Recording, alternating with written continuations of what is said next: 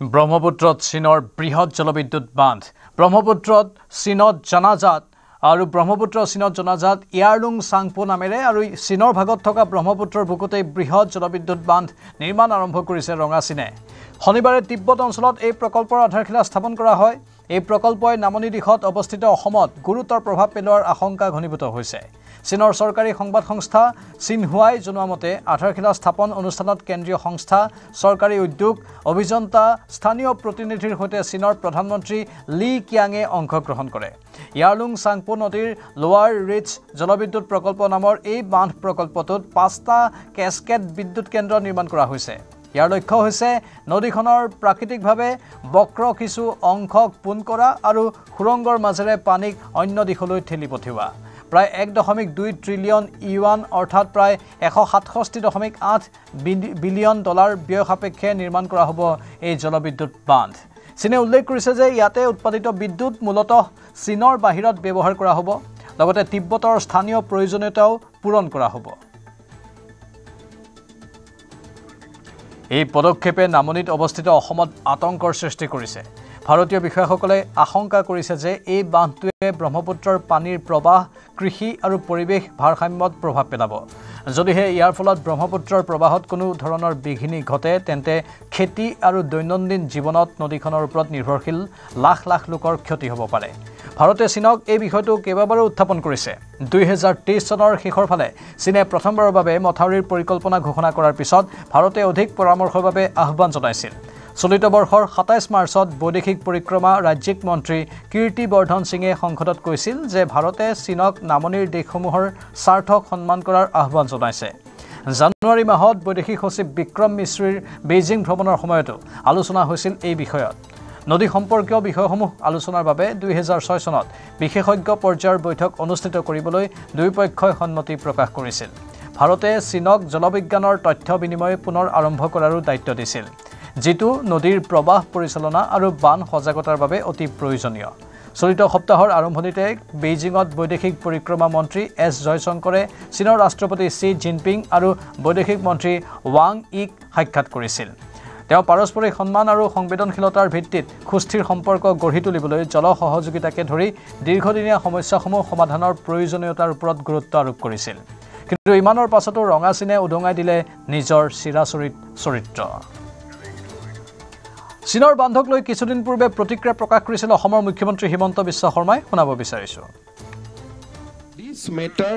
is already within our notice. Government of India has already communicated its concern to the Chinese side. And I am sure that in the dialogue process which is presently going on between India and China, this will be definitely raised by the Indian side. As far as we are concerned, we have already communicated that if this dam comes, then the Brahmaputra ecosystem will become completely fragile, it will become dry, and will be only depend on the rainwater of Bhutan and Arunachal Pradesh. If Bhutan and Arunachal doesn't get enough rain, then Brahmaputra will be completely dried up. So this is a big problem for us, this is a big issue for us, and we have already raised this concern with the government of India, and as far as my knowledge is concerned, CM Arunachal has also raised the issue with the government of India. আৰু ইতিমধ্যে স্পষ্ট হৈ পৰিছে যে কিমান ভয়ংকৰ এটা সংকট হ'ব পাৰে আমাৰ আউটপুট হেড নৱজিত ভাগৱতী নিউজ ৰুমৰ পৰা লাইভত আছে আৰু লগতে মাজুলীৰ পৰা আছে ভাস্কৰ জ্যোতি কটকী ভাস্কৰ প্ৰথমে আপোনাৰ কাষলৈ গৈছো যেহেতু এটা বিশেষ বিষয় এয়া হৈছে চীনৰ অতি ভয়ংকৰ বান্ধ ৰাজনীতি মাজুলীবাসীয়ে কি ক'ব বিচাৰে দৰ্শক প্ৰাঞ্জল আমি যোৱা কেইবছৰ ধৰি আমি দেখুৱাইছো যে ব্ৰহ্মপুত্ৰৰ বুকু কেনেদৰে তৰাং হৈ পৰিছে আৰু তাৰ প্ৰত্যেক বছৰে ব্ৰহ্মপুত্ৰৰ বুকু তৰাং হৈ পৰাৰ ফলত ব্ৰিটিছে ইয়াত স্থাপন কৰা প্ৰথমটো পাৰঘাট বন্ধ হৈ যাবলগীয়া পৰিস্থিতি উদ্ভৱ হৈছে আৰু বৰ্তমান সময়ত চীনে যি ব্ৰহ্মপুত্ৰৰ ওপৰত বৃহৎ ডেম বনাবলৈ লৈছে সেই ডেমে আচলতে সমগ্ৰ অসমৰ যি নদীকেন্দ্ৰিক সভ্যতা সংস্কৃতি সেয়া আচলতে বিনাশ কৰিব আৰু নিশেষ কৰি পেলাব বুলি ইতিমধ্যে বহু লোকে অৱগত কৰিছে আৰু এই ক্ষেত্ৰত আমি মোৰ লগত বৰ্তমান সময়ত উপস্থিত আছে অসম জাতীয়তাবাদী যুৱ ছাত্ৰ পৰিষদৰ মাজুলী জিলা সমিতিৰ যিগৰাকী সভাপতি মই তেখেতৰ পৰা পোনপটীয়াকৈ জানিব বিচাৰিম আচলতে আমি দেখুৱাই আহিছিলোঁ কৈ আহিছিলোঁ যে ব্ৰহ্মপুত্ৰৰ বুকু তৰাং হৈ পৰিছে আৰু ইয়াৰ ফলত নদীকেন্দ্ৰিক যি সভ্যতা সংস্কৃতি সেয়া বিলুপ্তিৰ গৰাহত কিন্তু বৰ্তমান সময়ত দেখিবলৈ পোৱা গৈছে যে আজি আনুষ্ঠানিকভাৱে চীনে ডেম নিৰ্মাণৰ কাম আৰম্ভ কৰিছে কি ক'ব না চব ৰঙা চীনে ব্ৰহ্মপুত্ৰৰ বুকুত যি বৃহৎ নদীবান্ধ নিৰ্মাণ কৰিবলৈ ওলাইছে তাৰ পৰা সৰ্বাধিকভাৱে ক্ষতি হ'ব অসম আৰু ব্ৰহ্মপুত্ৰৰ যিটো সভ্যতা সংস্কৃতি সেইটো সভ্যতা সংস্কৃতি বিনষ্ট হ'ব আৰু ইতিমধ্যে আমি বৃহৎ নদীবান্ধৰ নিৰ্মাণৰ সময়ত এই যিটো আমাৰ নামনি সোৱণশিৰি জলবিদ্যুৎ প্ৰকল্প বা ৰঙা নদী 405 জলবিদ্যুৎ প্ৰকল্পৰ পানী এৰি দিয়াৰ কাৰণে আজি নামনি অংশ ৰাইজৰ যেনেধৰণৰ সমস্যা হৈছে এই কথাখিনি আমি অনুধাৱন প্ৰতিটো সময়তে মৰ্মে উপলব্ধি কৰিছো আজি তাৰিখত আপোনালোকে জানে যে ব্ৰহ্মপুত্ৰৰ যিটো গভ্যস্থল আজি তাৰিখত বাম হৈ পৰিছে যাৰ কাৰণে কি আজি তাৰিখত মাজুলীবাসী ৰাইজৰ যথেষ্ট সমস্যা হৈছে আজি যিহেতু মাজুলী আৰু যোৰহাটৰ মাজত সংযোগী যি ব্ৰহ্মপুত্ৰৰ ওপৰেদি ফেৰী বৰ্তমান সময়ত বাৰিষা চলাচল বন্ধ হৈ পৰিছে তেনেস্থলত মই ভাবো যে এই ব্ৰহ্মপুত্ৰৰ ওপৰত যি বৃহৎ নদীবান্ধ ৰঙা চীনে নিৰ্মাণ কৰিবলৈ গৈছে সৰ্বাধিকভাৱে ক্ষতি হ'ব অসম আৰু সৰ্বাধিকভাৱে ব্ৰহ্মপুত্ৰৰ যিটো সভ্যতা সংস্কৃতি সেই সভ্যতা সংস্কৃতিৰ বিনষ্ট হ'ব মই ভাবো এই ক্ষেত্ৰত অসম চৰকাৰ ভাৰত চৰকাৰৰ লগত আলোচনা কৰি এই ৰঙা চীনৰ যিটো তেওঁলোকে অভিসন্ধি ৰচনা কৰিছে যে ব্ৰহ্মপুত্ৰৰ ওপৰত তেওঁলোকে বৃহৎ নদীবান্ধ নিৰ্মাণ কৰি এই সভ্যতা সংস্কৃতি বিনষ্ট কৰা কাৰ্যক আমি অসম জাতীয়তাবাদী যুৱ ছাত্ৰ পৰিষদে বিৰোধিতা কৰিছো আৰু মই নিশ্চয় বিৰোধিতা কৰিছে ভাস্কৰ লাইনত থাকিব আপুনি আমাৰ আউটপুট হেড নৱজিৎ ভাগৱতী আছে নিউজৰুমৰ পৰা নৱজিৎ এটা গুৰুত্বপূৰ্ণ কথা আৰু এই সমগ্ৰ প্ৰক্ৰিয়াটো চীনে বহুদিনৰ পৰা চলাই আহিছে ভাৰতে হেঁচা প্ৰয়োগো কৰি আহিছে এইটো যাতে বন্ধ হয় কিন্তু কামত অহা নাই নেকি প্ৰাঞ্জল কামত নিশ্চিতভাৱে অহা নাই কাৰণ ডক্টৰ মনমোহন সিং যেতিয়া প্ৰধানমন্ত্ৰী আছিল তেতিয়াৰ পৰা এই বিষয়টো উত্থাপন কৰি আহিছিল আৰু চীনে ব্ৰহ্মপুত্ৰৰ ওপৰত আৰু চীনৰ অংশত যিটো ইয়াৰলুং চাংপো বুলি যি কোৱা হয় অৰ্থাৎ ব্ৰহ্মপুত্ৰৰ ওপৰভাগ তাত তেওঁলোকে ডেম অৰ্থাৎ নদীবান্ধ বৃহৎ নদীবান্ধ নিৰ্মাণ কৰি আহিছিল আৰু সেই বৃহৎ নদীবান্ধ নিৰ্মাণ কৰি অহাৰ ফলতে ব্ৰহ্মপুত্ৰৰ ওপৰত প্ৰভাৱ পৰা বুলি কৈ থকা হৈছে বা তাৰ প্ৰভাৱ নিশ্চিতভাৱে পৰিছে আৰু আমাৰ যি মাজুলী সংবাদদাতা ভাস্কৰ গগৈয়ে ইতিমধ্যে জনাইছে যে ব্ৰহ্মপুত্ৰৰ যি জলস্তৰ কমি আহিছে আৰু তাত নদীঘাট বন্ধ কৰি দিব লগা হৈছে বাৰিষা কালত তেনেকুৱা ধৰণৰ এটা ঘটনা হৈছে অৰ্থাৎ 19 জুলাইত অৰ্থাৎ আজিৰ দিনটোত তাত চীনৰ যি প্ৰধানমন্ত্ৰী লি কিয়াঙৰ উপস্থিতিত তাত অনুষ্ঠান কৰা হয় আৰু ইয়াৰলুং চাংপোত তাত চাংপো নদীখনত তাত এটা নদীবান্ধ অৰ্থাৎ বৃহৎ নদীবান্ধ এটা নিৰ্মাণৰ আধাৰশিলা স্থাপন কৰা হয় আৰু তাত এটা অনুষ্ঠান অনুষ্ঠিত হৈ যায় স্বাভাৱিকতে এই অনুষ্ঠান বা এই যে ডেম নিৰ্মাণ কৰিব বৃহৎ নদীবান্ধ নিৰ্মাণ হ'ব নিৰ্মাণৰ ফলত অসমৰ প্ৰভাৱ পৰিব ব্ৰহ্মপুত্ৰত প্ৰভাৱ পৰিব আৰু ব্ৰহ্মপুত্ৰৰ জলস্তৰ নিশ্চিতভাৱে হ্ৰাস পাব কিমান হ্ৰাস পাব যে আমাৰ মুখ্যমন্ত্ৰী ডক্টৰ হিমন্ত বিশ্ব শৰ্মাই যি কথা আমি যিটো বাইট শুনাইছোঁ তাৰ পিছত অৰ্থাৎ পৰৱৰ্তী সময়ত আৰু এটা টুইট কৰিছিল যে ইণ্ডাছ ৱাটাৰ ট্ৰিটি ভাৰত আৰু পাকিস্তানৰ মাজৰ যি ইণ্ডাছ ৱাটাৰ ট্ৰিটি যেতিয়া ভাৰতে বন্ধ কৰি দিলে যুদ্ধৰ সময়ত অপাৰেশ্যন সিন্দুৰৰ সময়ত তেতিয়া চীনে সেই কথা উল্লেখ কৰিছিল যে ব্ৰহ্মপুত্ৰৰ ওপৰতো এনেকুৱা প্ৰভাৱ পৰিব পাৰে ইণ্ডাছ ৱাটাৰ ট্ৰিটিৰ সদৃশ প্ৰভাৱ তেতিয়া চীনে যেতিয়া সেই কথা উল্লেখ কৰিছিল তেতিয়া অসমৰ মুখ্যমন্ত্ৰী হিমন্ত বিশ্ব শৰ্মাই টুইট কৰি এটা কথা উল্লেখ কৰিছিল যে চীনৰ পৰা যি ইয়াৰলুং চাংপোৰে পানী বৈ আহি আছে ব্ৰহ্মপুত্ৰলৈ সেই ব্ৰহ্মপুত্ৰলৈ বৈ অহা পানীৰ পৰিমাণ হ'ল 14% 14% আৰু বাকী যি পাৰ্চেণ্ট অৰ্থাৎ 86% আছে এই 86% হৈছে ব্ৰহ্মপুত্ৰৰ উপনৈসমূহে বিভিন্ন উৎসৰ পৰা কঢ়িয়াই লৈ অহা পানীৰে ব্ৰহ্মপুত্ৰৰ পানী বৈ যায় অৰ্থাৎ ব্ৰহ্মপুত্ৰৰ উপনৈসমূহে যি পানী কঢ়িয়াই আনে সেয়া হৈছিল 86% বা 86% পানী কিন্তু 14% পানী যেতিয়া হ্ৰাস হ'ব অৰ্থাৎ শীতকালত যেতিয়া পানীৰ চাংপোৰ ইয়াৰলুং চাংপোৰে বৈ অহা পানীৰ পৰিমাণ হ্ৰাস হ'ব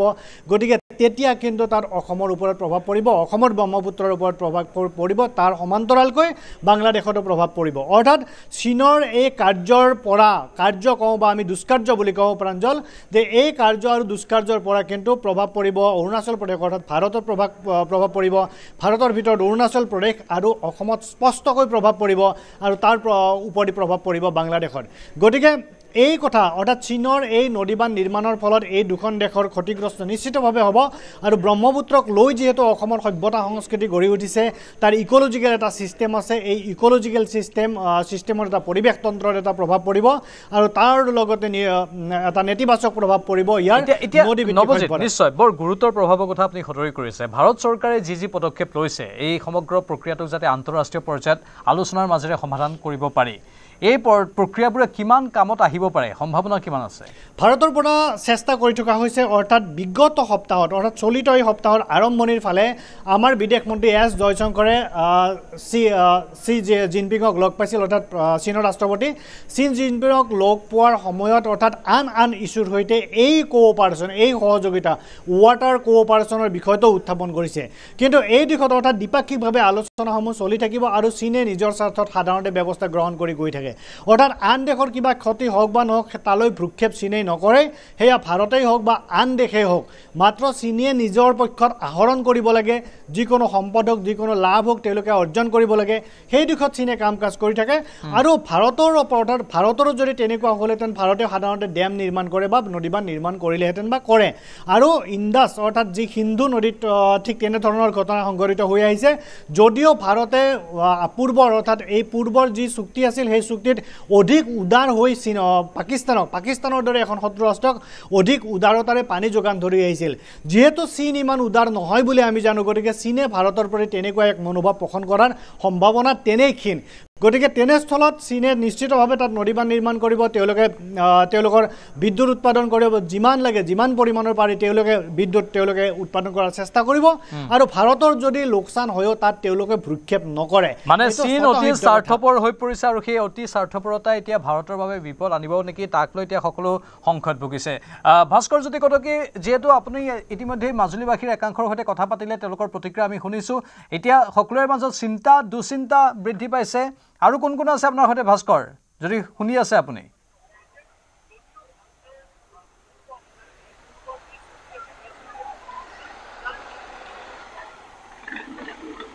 হয়তো ভাস্কৰে শুনা নাই আমাৰ কথা নৱজিৎ মুঠতে এতিয়া এই সমগ্ৰ কথাখিনি মুখ্যমন্ত্ৰীও সদৰি কৰিছে মুখ্যমন্ত্ৰীৰ সেই ভাষ্যটোৰ কথা আপুনি কৈছে মুখ্যমন্ত্ৰী নিজেই চিন্তিত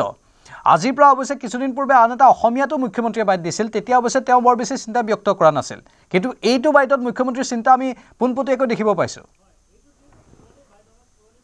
তাত স্পষ্টভাৱে চিন্তা তাত পৰিস্ফুট হৈ উঠিছিল হয়তো মুখ্যমন্ত্ৰীয়ে পুনৰ দিল্লীৰ সৈতে হয়তো কথা পাতিলে দিল্লীৰ তেওঁলোকে বিশেষজ্ঞৰ সৈতে কথা পাতিলে কিমান পৰিমাণৰ পানী আহে তাৰ কথা আলোচনা কৰিলে তাৰ পিছত যিটো বাইট দিছিল অৰ্থাৎ ইণ্ডাছ ৱাটাৰ ট্ৰিটি অৰ্থাৎ অপাৰেশ্যন সিন্দুৰৰ সময়ত সেইটো টুইটত কিন্তু স্পষ্টকৈ উল্লেখ কৰিছিল যে যিহেতু 14% পানী আহে গতিকে অসমৰ ওপৰত সিমান প্ৰভাৱ নপৰে কিন্তু সাধাৰণ হ'লেও প্ৰভাৱ পৰিব অলপ হ'লেও প্ৰভাৱ পৰিব অৰ্থাৎ 14% পানী কমি আহিলে যি প্ৰভাৱ পৰিব সেয়া প্ৰভাৱ কিন্তু পৰিব সেয়া নদীভিত্তিক নদী লৈ অৰ্থাৎ ব্ৰহ্মপুত্ৰলৈ গঢ়ি উঠা সভ্যতাত প্ৰভাৱ পৰিব ব্ৰহ্মপুত্ৰৰ ইক'লজিকেল অৰ্থাৎ পৰিৱেশ তন্ত্ৰত প্ৰভাৱ পৰিব মাছ কাছৰ পৰা জলজ উদ্ভিদত প্ৰভাৱ পৰিব আৰু পানী হ্ৰাস হোৱাৰ ফলত যিসমূহ ঘটনা ঘটিব অৰ্থাৎ তাত জাহাজ চলাব নোৱাৰিব তাত নদী জল পৰিবহণৰ ক্ষেত্ৰত সমস্যাৰ সৃষ্টি হ'ব সেয়া মাজুলীয়ে হওক বা গুৱাহাটী উত্তৰ গুৱাহাটীৰ মাজতে হওক গতিকে এই সমগ্ৰ দিশত অৰ্থাৎ জল পৰিবহণৰ ক্ষেত্ৰতো কিন্তু ক্ষতিগ্ৰস্ত হ'ব ব্ৰহ্মপুত্ৰক লৈ যি জল ব্যৱস্থা বৰ্তমান অব্যাহত আছে তাত কিন্তু প্ৰভাৱ নিশ্চিতভাৱে প্ৰাঞ্জল পৰিব তাক উলাই কৰিব নোৱাৰে আৰু নদীবান্ধ নিৰ্মাণৰ ফলত কেতিয়াবা নদী পানী বেছিকৈ আহিব কেতিয়াবা পানী কমকৈ আহিব আৰু চীনে যে এই দুশ্চিন্তাত ভুগাই থাকিব ভাৰতক দুশ্চিন্তাত ৰাখিব অসমক দুশ্চিন্তাত ৰাখিব আৰু অৰুণাচল প্ৰদেশক দুশ্চিন্তাত ৰাখিব সেয়া কিন্তু নিশ্চিত কাৰণ চীন আমাৰ কেতিয়াও বন্ধু ৰাষ্ট্ৰ হোৱা নাই আৰু বন্ধু ৰাষ্ট্ৰ কিমান দূৰ হ'ব তাতো কিন্তু প্ৰশ্ন আছে আৰু প্ৰতিটো ক্ষেত্ৰতে নৱজিৎ আপুনি কোৱাৰ ধৰণে প্ৰতিটো ক্ষেত্ৰতে চীনে কূটনীতি কৰি থাকিবলৈ চেষ্টা কৰে অভিসন্ধি ৰচনা কৰি থাকিবলৈ যেন ভাৰতৰ বিৰুদ্ধে চেষ্টা কৰে আৰু এতিয়াতো সেইহতে পাকিস্তানৰ সৈতে লগ লাগি কি কৰি আছে সেইটো সকলোৱে জানে ভাস্কৰ আপোনাৰ সৈতে আৰু বহু লোক আছে হয়তো মাজুলীবাসী তেওঁলোকৰ মন্তব্য শুনিম আমি এই বিষয়টো সন্দৰ্ভত প্ৰাঞ্জল চক মই মন্তব্য শুনাৰ আগতে মই আপোনাক এটা কথা জনাই দিব বিচাৰো যে বৰ্তমান সময়ত কেন্দ্ৰীয় ভূগৰ্ভস্থ জল বৰ্ডৰ যি তথ্য সেই তথ্য অনুসৰি ইতিমধ্যে যোৱা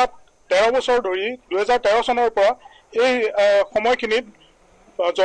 ভূগৰ্ভস্থ জলপৃষ্ঠ বহু পৰিমাণে হ্ৰাস পাইছে আৰু তাৰ সমান্তৰালকৈ যদি চীনে এই